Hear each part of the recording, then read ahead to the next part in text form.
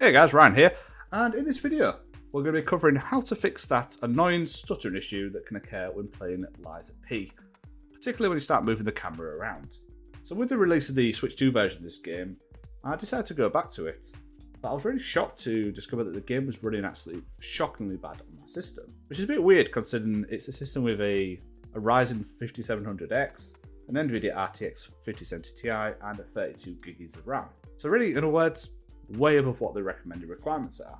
So after doing a bit of research, I did notice that the game does suffer from frame pacing issues, especially on newer GPUs, and the one that came up quite often was the 50 series, which is kind of annoying. But thankfully I was able to find a solution, and that's what we're going to be covering in this video today. So the first thing we need to install is the Microsoft Visual C++ version 14 redistributional. So to install it, easiest way to do it, jump onto Microsoft's website, and you want to install both the x86 as well as x64 versions. From there, we need to install a piece of software which I've covered previously on the channel, and that's Special K.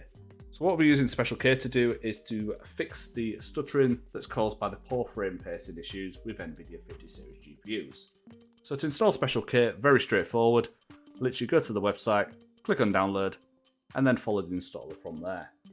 So with Special K installed, we now need to set it up so that it will launch and inject itself into the next time that the game is launched. So if you've got this on Steam, it's very straightforward, but the process is still the same if you buy the game on Epic as well.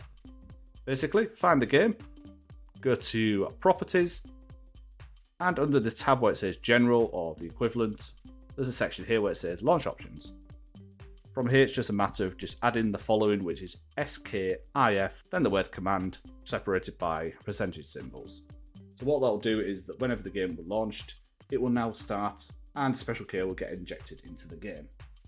And really, that's all you need to do. So really, let's quickly jump into some gameplay, just so you can see this in action.